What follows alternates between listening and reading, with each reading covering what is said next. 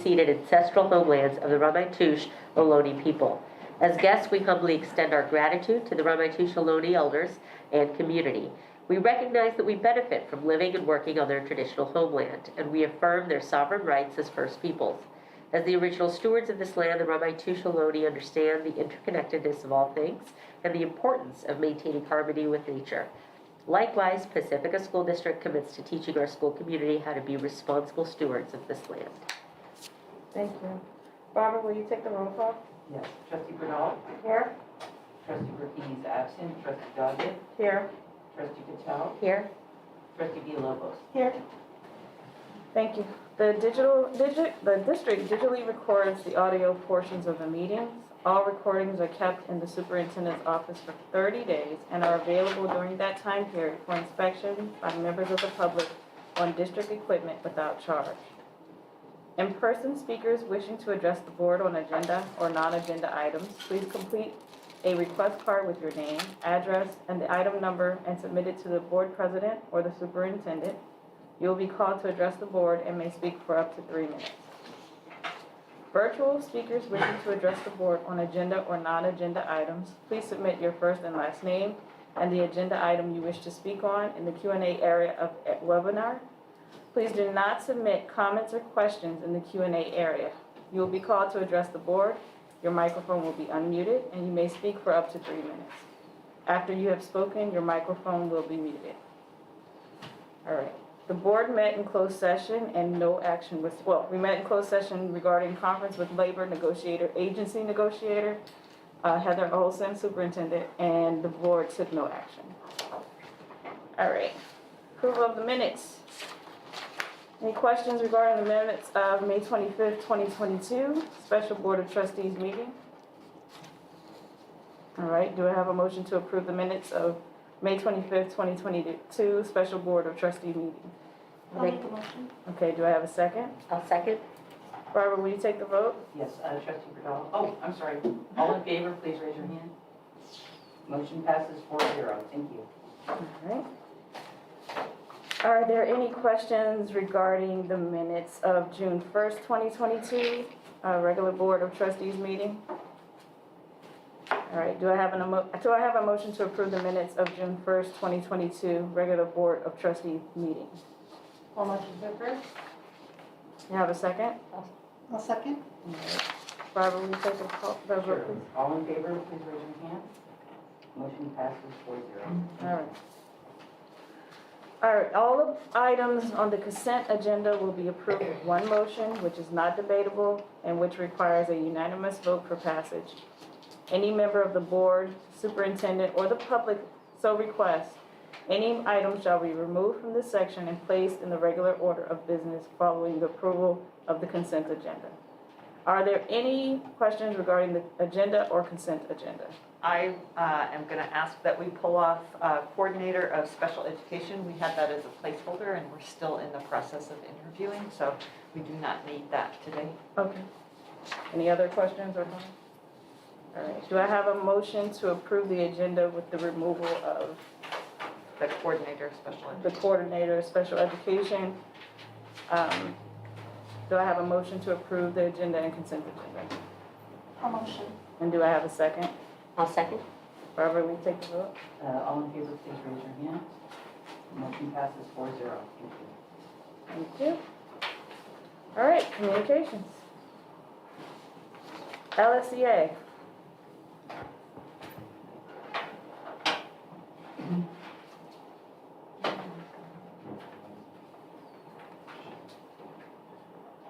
Anybody see Megan? There she is. And can you hear me? Yes. Okay. LSEA is pleased that we settled on a fair and generous compensation package to take effect next school year. We are looking forward to your approval this evening. We are appreciative of the leadership and facilitation of Carla during the negotiations process. LSEA hopes that our classified union also settles on a fair and generous package very soon. Although progress had been made on a total compensation, there are other areas that still need attention, like combo classes, class size, time attending 504 IEPs and SSTs, past contract hours, etc. While compensation is incredibly important, there are still valuable ways for the district to recruit and retain its teachers. Even with the increase to compensation, some of our teachers have resigned from PSD. We look forward to getting back at the table next year and working on creative solutions with the district team. Thank you. Thank you. Thank you. All right. CSEA.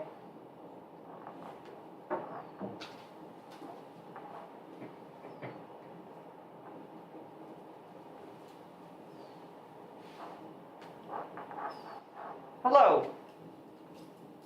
Hello? Can you hear me? A little bit louder would be great. I can try. I can just speak up. How about that? I don't know about my volume and all that. Okay. Hello. My name is Nicole Sayers. Pull your What? pole just slightly so that we can see your face. There we you go. Perfect. Hello. My name is Nicole Sayers, and I am the president of CSEA. It's hard to believe, but today I speak to you during our summer break.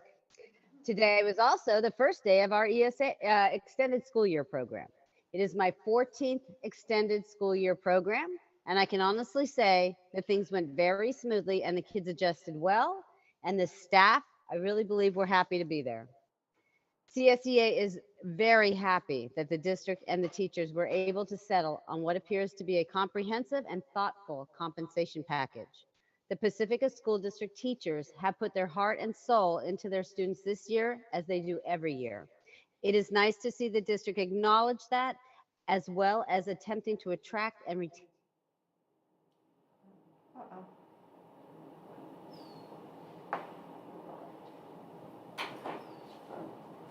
You're frozen, Nicole. Did we lose her? Let's give her one more minute. Excuse me. Nicole. We may not have to meet in July. I will do everything I can to help with that. I cannot make any promises, but CSEA is committed to working with the district on behalf of our CSEA members. I want to thank all the hardworking employees of the Pacifica School District, and I wish you all a very good summer. As always, I thank you for your time. Thank you. Thanks, Nicole. Right, people wishing to address the board. We don't have anybody in public. There is one in the question and answers, Michelle Gray. You want her not to talk? Hi all, can you hear me? It's Michelle Gray. Yes, we can hear you. Hi, you think I would know how to do this. I'm supposed to put it in the Q&A, I think. So anyway, hi everybody. Just wanted to provide a quick update on the status of some of these community and PSD collaboration and efforts to work on our tracks and fields. The first one I'll just give a brief update on is Valleymar. Several months ago, the Valleymar PTO had committed over $20,000 to provide funding to an organization to come in and help improve the track. It was going to happen over the April break. If you can believe it, we actually got rain, so it was delayed, but it did happen last week. And I was out there working with the folks and taking a look around at things. The track looks great. It's definitely much safer. Our challenge there is the gophers, right? So the gophers don't care if it's track or field. And overnight, they immediately started to dig holes into this brand new track. And so I sent a note over to Josie and George just saying, we've got to get the gophers under control, or this over $20,000 grant to get the track in place is just going to go to waste. So these gophers, we need to continue to just sort of battle them. We can't take our foot off the gas with the gophers, especially in the springtime this season right now. So we've got to double down our efforts there. And I don't think the vendor has stepped up at all. So, again, we're just hoping to make sure that we're having the fields and track in a much safer status for when school comes back. Sadly, I don't want to ruin it for anybody, but in about 8 weeks. I know, sorry for that. For IBL, we have secured a community commitment from the local soccer organization, AYSO, and they're going to provide some funding as well as the IBL PTO to upgrade the field, which is absolutely amazing. So IBL Middle School uses that field every day, where students have PE every single day, and it's an incredible program for the school. It is going to take some quick work to make this all sort of lay out and implement the changes prior to the start of the school year, but I'm confident we can do it. And I just want to acknowledge Josie and George for being able to respond to questions and move things forward quickly so we can take advantage of this opportunity for these community organizations to provide funding to really upgrade these fields and tracks for our schools.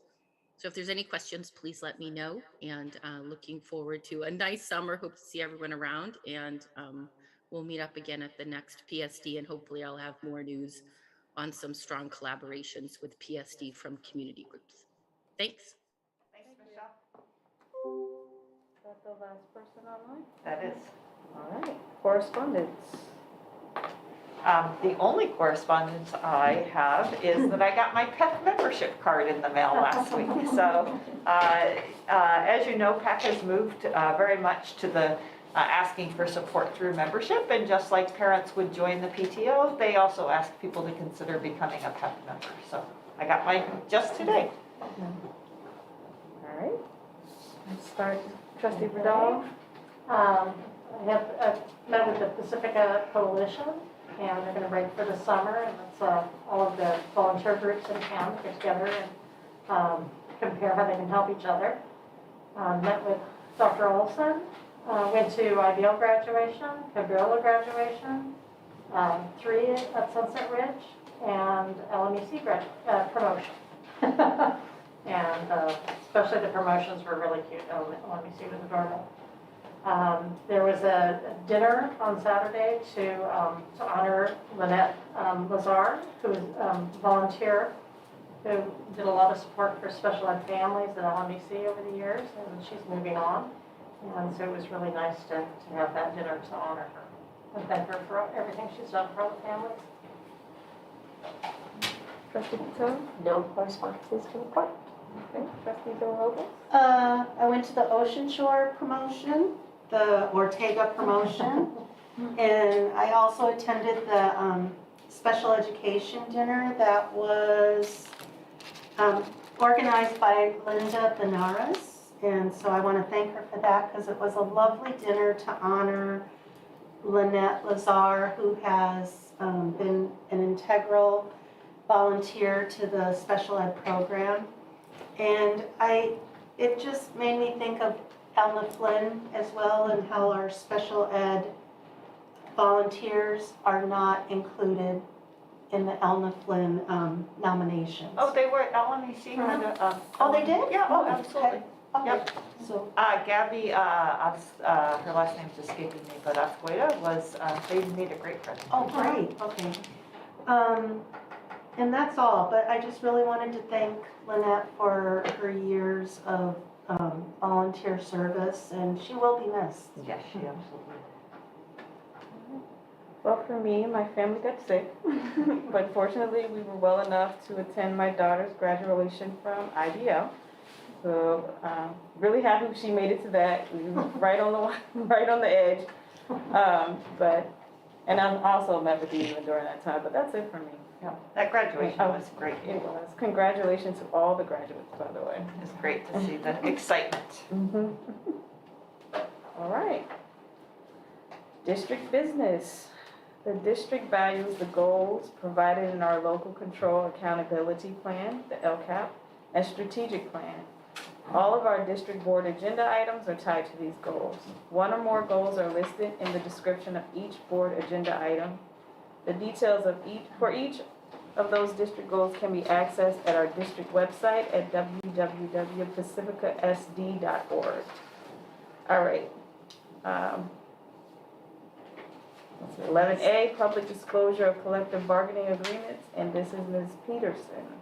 Thank you. So one of the things that we do when we reach an agreement with our bargaining units is per a Senate bill or Assembly Bill 1200, it does govern the law of the fiscal health of school districts. So we do prepare a financial analysis for the Board of Trustees to review and approve that demonstrates that the district can afford the settlement that they have reached with the bargaining unit. So, and I know she's going to go over the entire settlement, so I won't get into the details.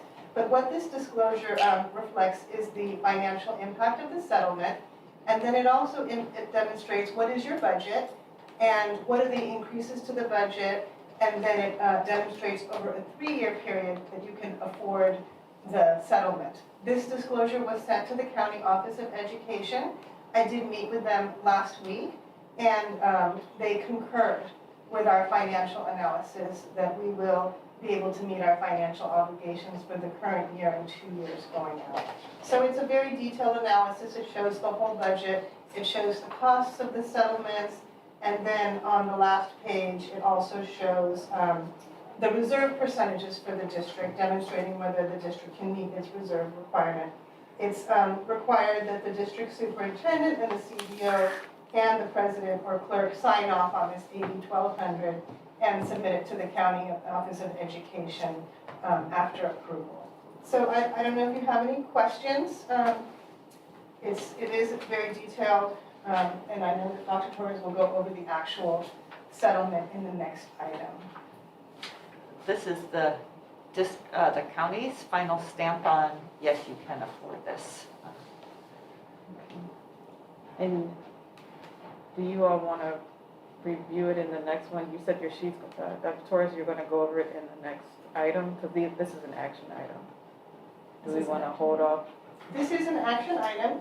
It's the disclosure that gets submitted to the County Office of Education that demonstrates affordability. The next item is also an action item, approving the actual settlement.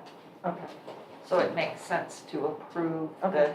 county's approval of it, and then All right. Any other questions regarding this item? All right. Do I have a motion to approve the public disclosure of collective bargaining agreements? All motion to approve? And do I have a second? I'll second. Barbara, will you take a vote? Yes, all in favor, please raise your hands. Thank you. Motion passes 4-0. All right. Tentative agreement with Laguna Salada Education Association for the 2022-2023 through the 2024-2025 school years. Dr. Torres? Good evening, Board of Trustees. It is recommended tonight that the Board of Trustees approve the tentative agreement between Pacifica School District and the Laguna Salada Education Association for the school years 2022-2023 through 2024-2025.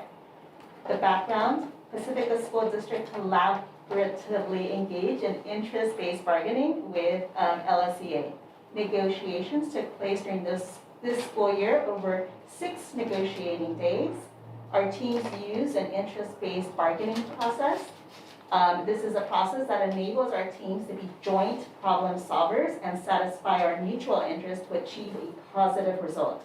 The articles that our teams came to agreements on were Article 1, Agreement, Article 9, Compensation, Article 11, Class Size, specifically homeschool, Article 13, Standards-Based Evaluation Process, including forms, Article 15, Safety Conditions of Employment. The current LSEA collective bargaining agreement will be updated to reflect changes in Articles 1, 9, 11, 13, and 15 for the years 2022 through 2025. This agreement shall remain in force and effect from July 1st, 2022, up to and including June 30th, 2025. And thereafter shall continue in effect year by year until a successor agreement is reached. The parties agree to complete a public notice process at least 90 days before the expiration of this agreement in order to begin negotiations on or about April 15th unless otherwise agreed by both parties. Within this agreement, both parties agree to set monthly school year calendar dates for bargaining sessions by September 30th. And a couple of highlights of our tentative agreement with LSEA is $5,000 added to each cell of the certificated salary schedules. And that's both certificated salary and school psychologist certificated salary schedules, a $5,000 stipend for special education teachers, and a stipend for asynchronous mandatory training, and also in the recruitment purposes, honoring all years of service that they have had in either public or private schools. And those are a few of the highlights. Are there any questions? Do I have a motion to approve the tentative agreement between Pacifica School District and LSEA for the 2022 to 2023 through 2024 to 2025 school years? Motion to approve? And do I have a second? A second? All right, Barbara, will you take the vote? Yes, all in favor, please raise your hand. Motion passes 4-0. Thank you. So if we were in a real time, this room would be full of people and we'd be here. By the way, a big clap for that. All right, LCAP local indicators, Mr. Lucy. All right, I'm hoping this works. I'm having some technology difficulties because I can't see that and can't find my little arrow on that screen. No, it's fine now. You can move that. I think this works, right? It's not working up there, but what I can probably try to do is find the presentation and see if I can also run it through there. Yeah. Sorry, it's That's okay. it's for some reason I can't see my little thing. And I'm working on two screens. All right. So the item that you have in front of you is actually an information item. It's something we do annually. It's connected to it's the exact same time that you're actually approving or the LCAP is up for approval. And this is the local control accountability plan, the local indicators report. Let me put this in. Could you actually, that's display A back there. If you could fix that one to include your presentation. Oh, okay. I messed it up, sorry. Oh, okay. All right. Oh, let me. Now it's on the Who's that? Is that you on this screen? Right, yeah, that's me. All right, so I switched to A, Yeah, you can go back to A. or else? Okay. That's me up there, Okay. but the Zoom people want to be up there.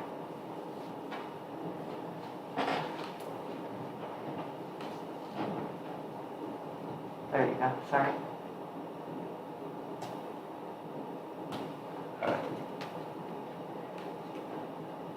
There you go, you got it. All right. That mess you guys up? You okay? Yeah, okay. Okay. We can't see that on the Zoom though. Oh, you can't see on the Zoom? No, Okay, when so you look at, let me do a share then. Do a share. yeah, like the Zoom is on a different monitor right now. It's over there now. I'm Oh, gonna flip it. because I have the Zoom going? Let me see. Oh, whichever. But right now, it's not visible on the broadcast. What's visible is on that screen. Oh, that's you. Okay, that's you. You're controlling that screen.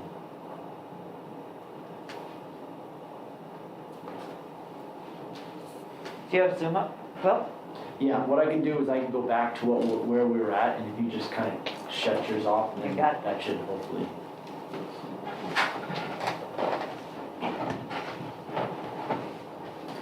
Can't find my cursor now. Oh, there it is.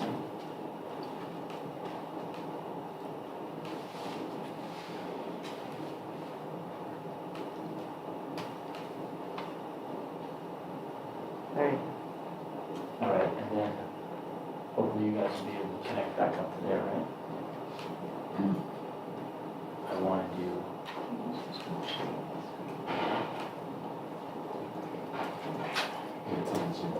Okay, here it is. Yeah. Okay, on the Zoom, yeah. All right.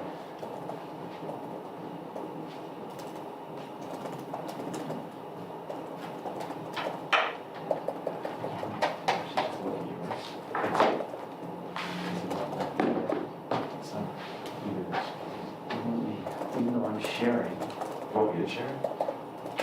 I'm sharing. It seems like I'm sharing, but for some reason I don't have it up here.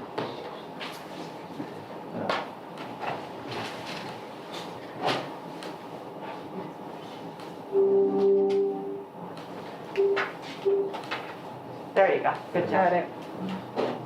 Okay, there we go. All right. Okay, I'm just gonna turn around. There you go.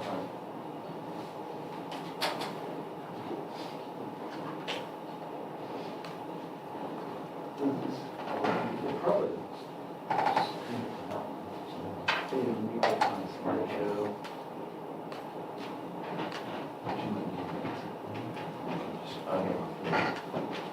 All right, so, yeah, just hit the button there. All right, so this is, okay, this is the local, well, again, this is the local control accountability plan. It's part of the local control accountability plan. It's the local indicators report that's done yearly at the same time as approval of the local control accountability plan. This is an informational item. You can advance it to the next one. And what, go back one.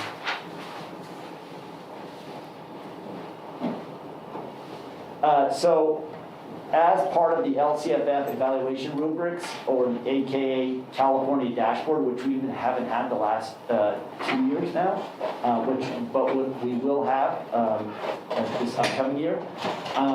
There are 11 indicators that are part of the measuring the performance and how we keep our local control accountability part of the plan. There are 6 state indicators.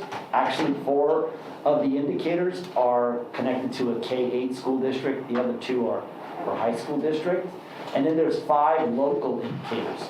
And this presentation focuses on those 5 local indicators, which one is around priority 1, which is basic conditions, and that's we get that indicator through our school accountability report card. Then priority 2, 3, and 6, which are around implementation of academic standards, parent engagement, and school climate. We get that information from our panorama surveys. And then we do a self-assessment survey, which is as access to courses of study, broad courses of study. So priority 1, basic services. The tool we use is as I said, is the SARC, or the School Accountability Report Card. And these numbers are the most updated numbers that we have. They're connected to the past school year. And part of it is assigned teachers and access to curriculum-aligned instructional materials and in our safe school facilities. There are 3 sections there. The teachers, we're 0 in our missed assignments of teachers of English learners, total teacher missed assignments, and vacant teacher positions. Access to instructional materials. There is all students have access to their own copies of the instructional materials, both for use at school and at home. And then our facilities conditions. We only have 1 school or facility that is not in good repair, or it didn't get the good repair standard. It didn't meet the good repair standard. That was Ingram B. Lacey. And I think with the construction work this summer and all of the things around facilities, I think we'll have next year we'll have 0 in that column. And then there's priority 2, and this particular tool that we use it through the Panorama survey, but it actually is the California Department of Education Reflection survey. And there was actually 2 options of those surveys. We use option 2. And this April of 2021, we had 93 teachers complete the reflection survey. And then just in comparison, we had 111 in 2020. And the findings were pretty much the same. The results of the surveys were pretty much the same as the survey in 2020. Our English language arts, English language development, our math, we're at full implementation phase. And science and history, we're at beginning development or initial implementation stage.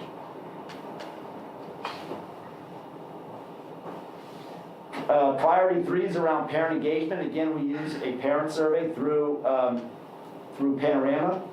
And the original objective of this priority, or this local indicator, was to determine a baseline of parent perception of their level decision-making and participation at their child's school. The data or the results that we got from this survey are actually a little bit You have to look at them with the understanding that the surveys were taken 2 years apart from each other. The ones that we're comparing it to is the April 2019 survey, which was 2 school years before the December 21st when we gave it. So that kind of skews the data a bit. There was a year there of no in-person school, so it was hard. We didn't have a survey that asked those particular questions. And so, as you can see, the percentages went down a bit, but again, you have to take into account that those surveys were 2 years apart from each other. Hopefully, we'll have better, but in 2022, we'll have more of a consistent look at those particular percentages. School climate, we have 3 years of data there. Again, there was a little bit of separation between our September 2019 and December 2021. And this was measuring students' perception of their connectedness to school and school safety. And as you can imagine, during distance learning, measuring school connectedness, we would have gotten some really different data. But as you can see, the numbers did drop as far as percent of students responding positively. Not as much in the school safety as in the connectedness to school, or school connectedness. And then there's priority 7, which is access to a broad course of study. And that was a self-reflection survey. And this data is actually from 2019 because we weren't able to give it this past year or this upcoming year.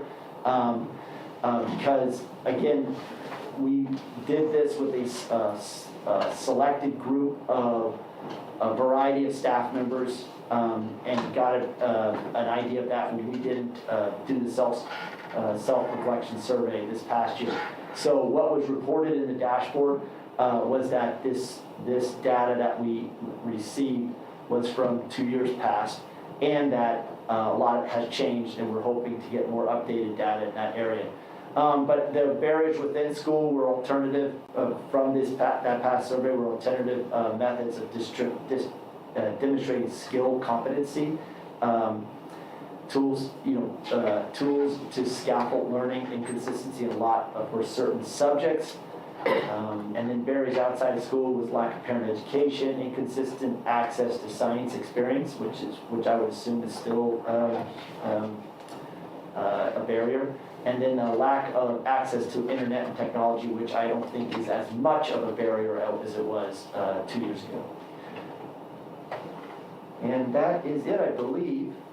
Again, this is an information item, so if you have any questions about that, I do, again, want to emphasize the idea that this data is a bit skewed because we had a little bit of a break in many of those local indicators, so hopefully we'll be able to get another consistent set of data along these lines. And especially with regards to curriculum implementation, we'll be going through a lot of adoptions, so hopefully we'll be looking at better numbers in the upcoming years.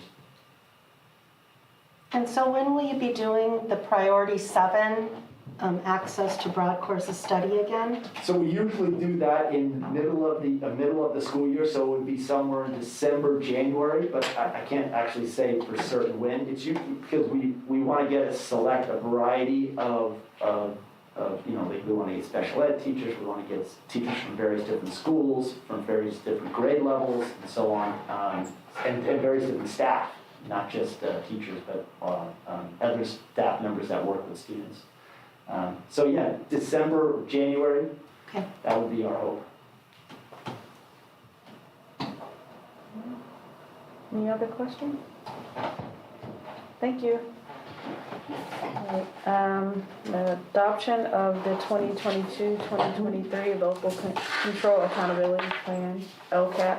Mr. Lucy again.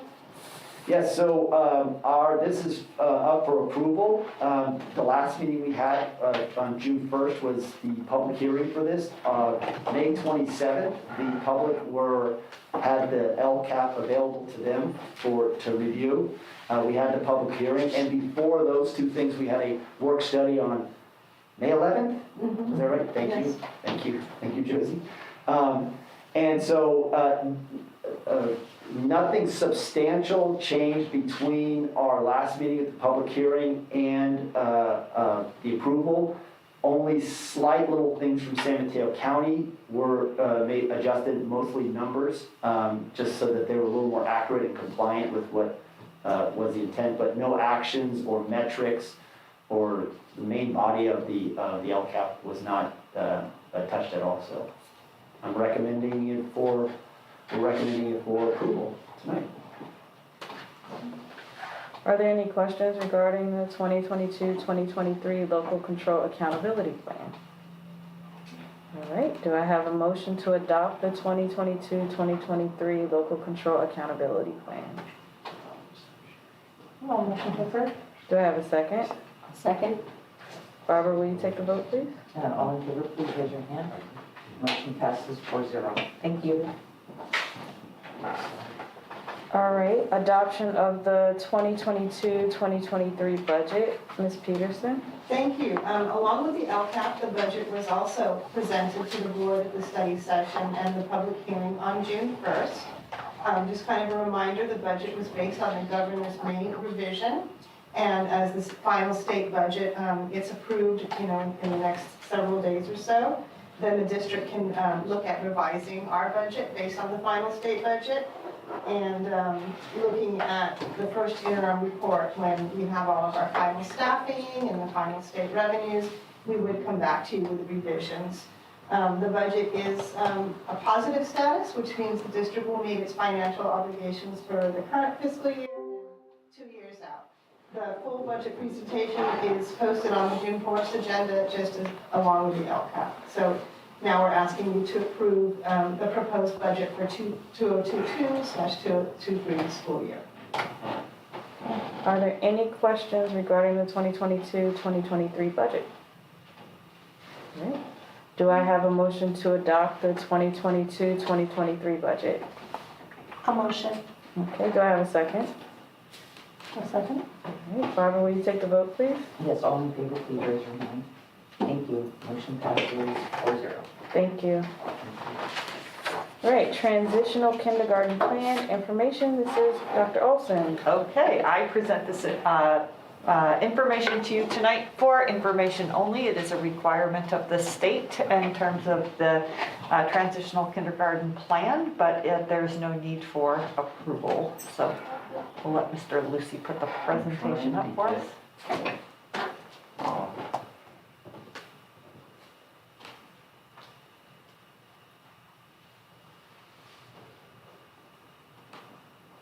Want me to do it? I'm so sorry. Yeah, can you do it? Yep, so that's B. For A or some- B? That is B, B.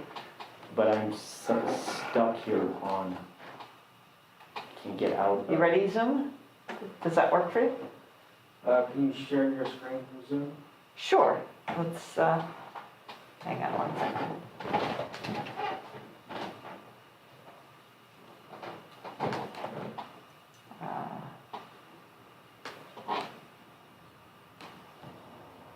Share screen. There we go. Good. Is that good? Yep. Okay, so, as you know, in education, we use a lot of acronyms and a lot of phrases. So the question is, you've heard universal pre-K or universal TK. And just to remind you, the intent of the legislation is to provide affordable care for all 3- and 4-year-olds throughout California. And the purpose is that there are going to be multiple providers for that. So if we look on the left-hand side, there's the state preschool program. From the school's perspective, we provide transitional kindergarten, and so that's our contribution. And then on the right-hand side is Head Start programs, community-based organizations, private preschools also provide care in this way.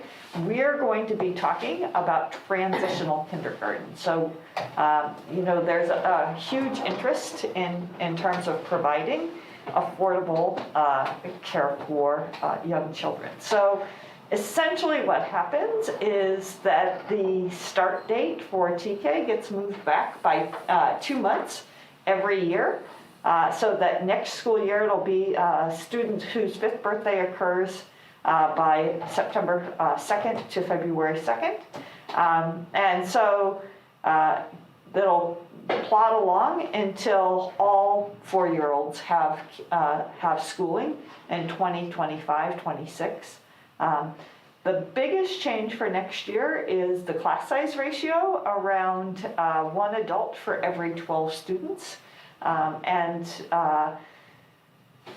This was prior to the May revise, but staffing ratios are subject to future legislative appropriations. And then the intent is the following year is that there would be 1 adult for every 10 students. So for us, the way that will be provided is with 1 teacher and 1 paraeducator for each classroom of 24 in the next year. Let's see, how do I change the next slide? Hang on 1 second.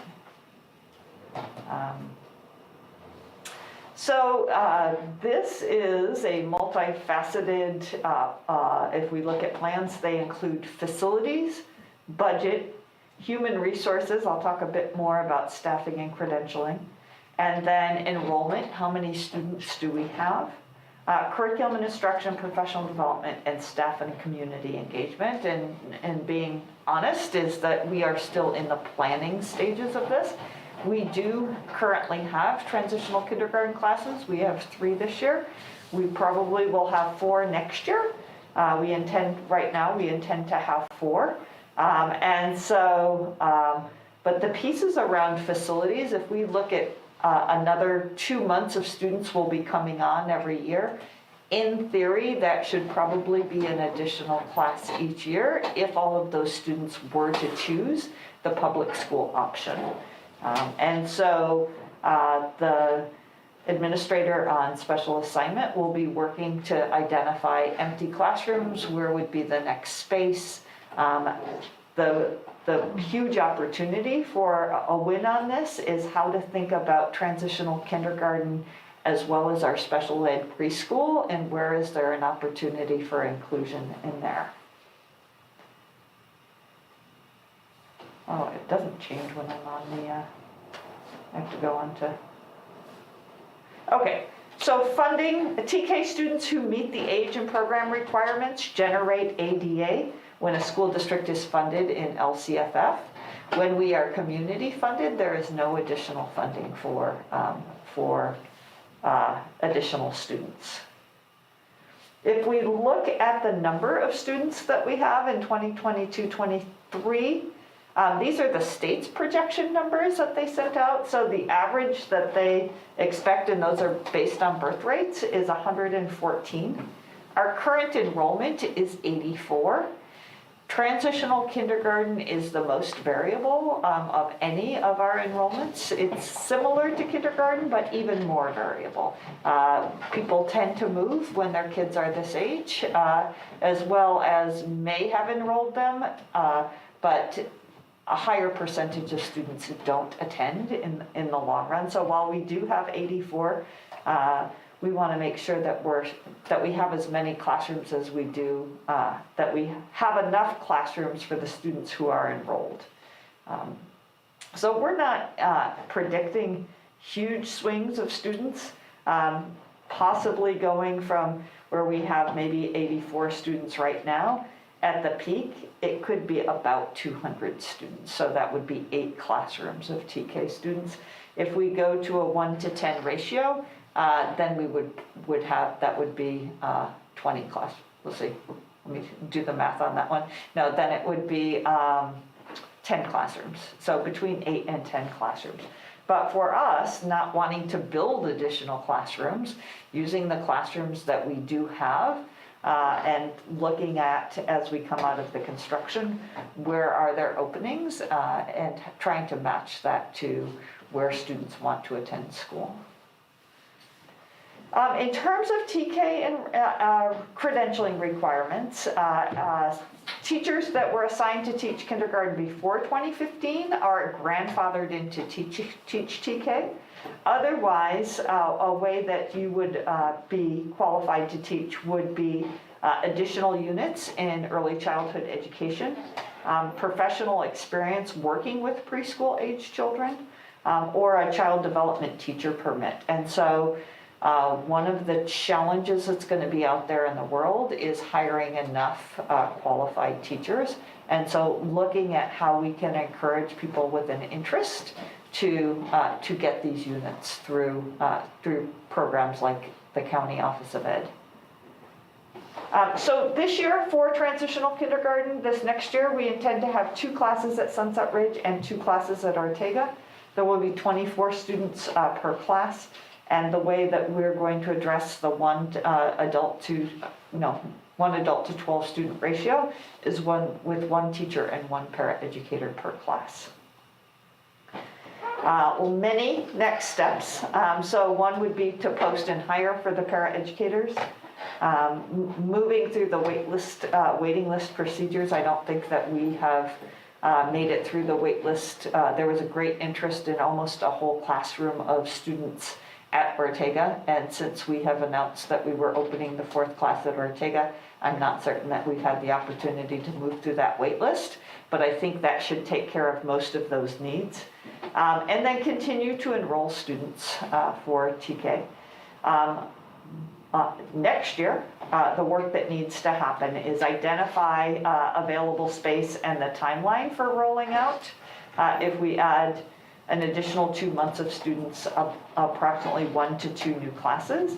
And currently they're at our TK to 5 schools, but our next placement would be at one of the K-8 schools.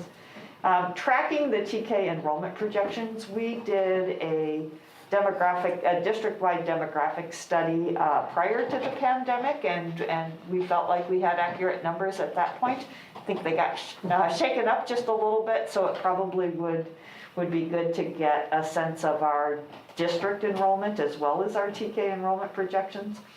We have not had opportunity to do staff and community engagement. We used to have a close relationship with the community preschools and childcare providers, and that's fallen off a little bit since the pandemic.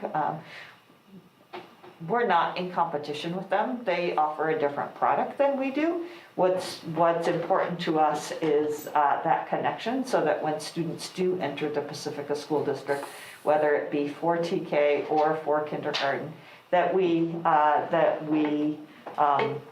make a warm handoff and that we're able to provide students a rich and engaging instructional experience. So in terms of staffing, Dr. Torres is going to be busy with credentialing, job descriptions, hiring. It's not pressing for us right now at this minute, but we're going to have to be proactive about it.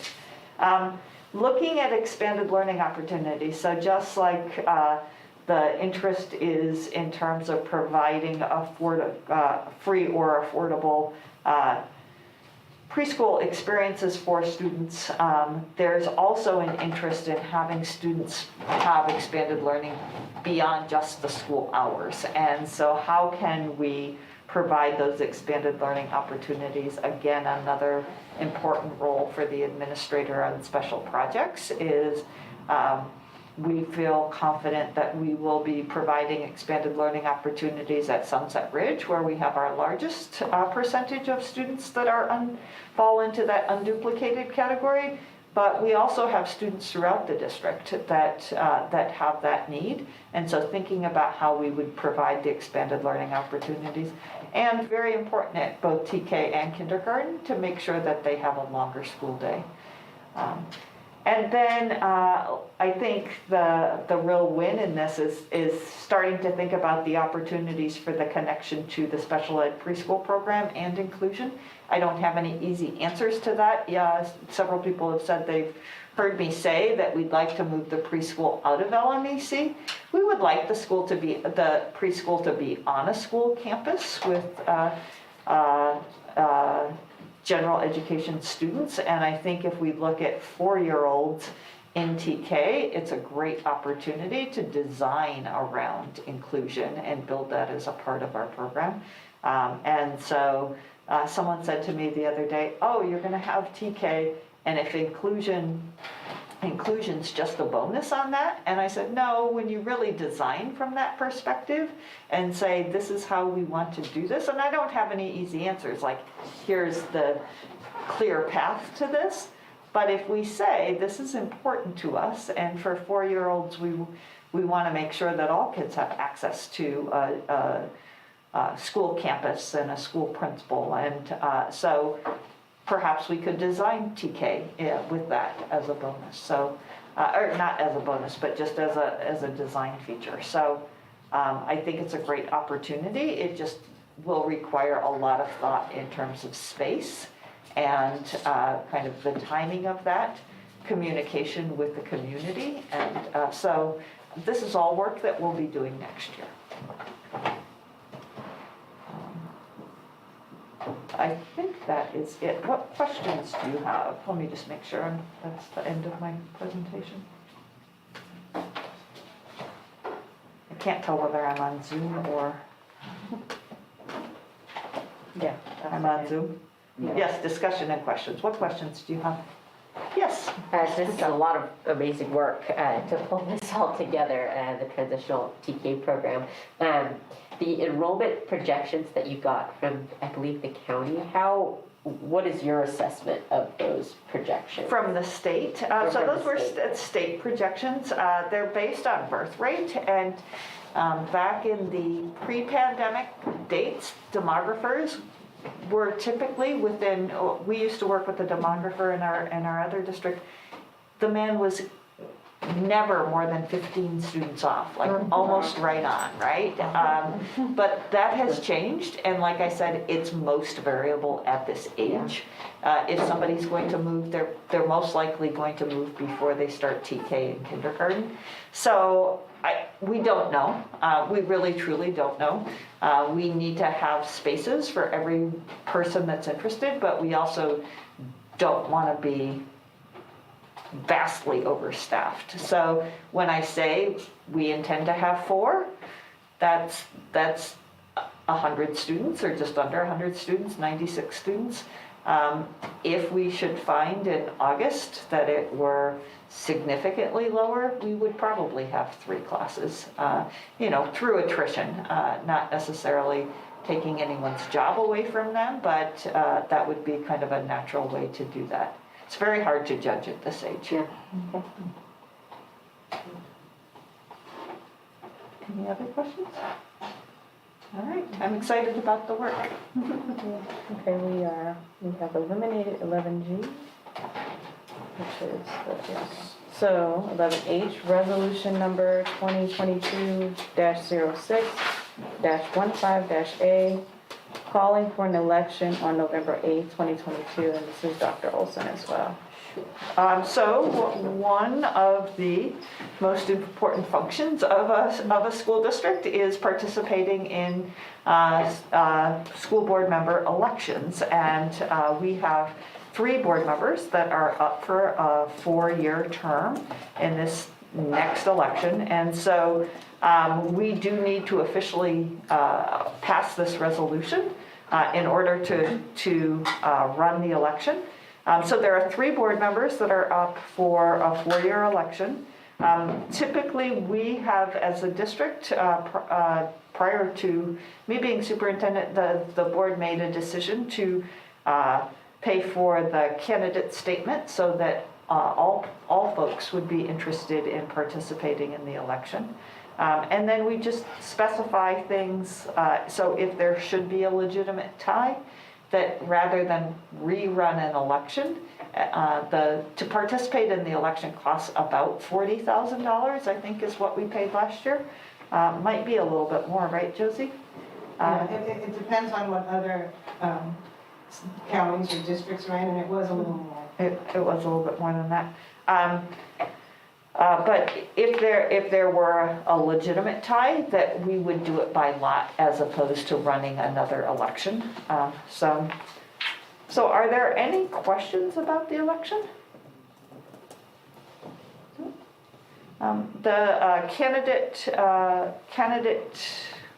candidates would indicate their interest between July 18th and August 12th.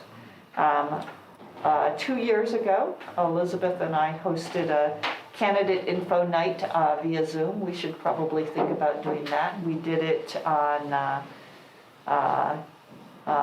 end of July, but maybe we could think about doing that in July 20th or something like that around the board meeting. So, any questions about the election?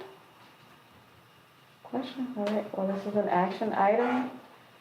Do I have a motion to adopt Resolution 2022-06-15-A, calling for an election on November 8th, 2022? Make a motion. And do I have a second? I'll second. All right, Barbara, will you take the vote, please? Yes, all in favor, please raise your hand. Motion passes 4-0. Thank you. All right, future agenda items.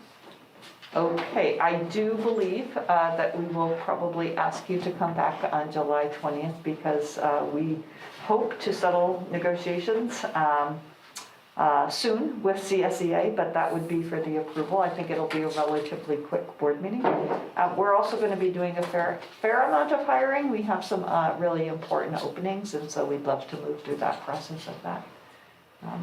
So I think the July 20th meeting will be relatively short, but the one other thing is we are going to, in terms of our catch-up with the CSBA, with our board policies, we're going to work with CSBA and do as opposed to try to catch up on the 150 policies, we're going to use this time to redo all of our policies. Obviously, the ones that are out of date and not current will get the most attention, but it makes sense to just do that. None of this will happen during July 20th, just a contract to do that. That would be about $10,000 to do that work, but then we know that we'll be all caught up when we're done with that. So, Is it possible to add something to July 20th? It's just I see that the COVID update is for August 10th. If there's a surge or any kind of new information coming into July, I think it might be good to have a conversation about it, just in case if we have to take next steps for August 10th. okay. Perfect. We can definitely do a COVID update on that. I was actually just saying to Yolanda today, so one of the challenges is around testing for next year, depends on state funding. And while they legally met the requirement for finishing the budget, there's still a lot more conversation that goes on and how much COVID funding will be available for testing. But that seems like that would be a great topic to talk about. And I can share what I know at that point. Right. And we all know how that changes. But you're right, that would be proactive. Thank you for that. Anything else? Well, this is a first. I don't even know what to do. All right, well, I'm going to adjourn the meeting at 7:58. Yay! It's the fastest meeting we've ever had. Recordings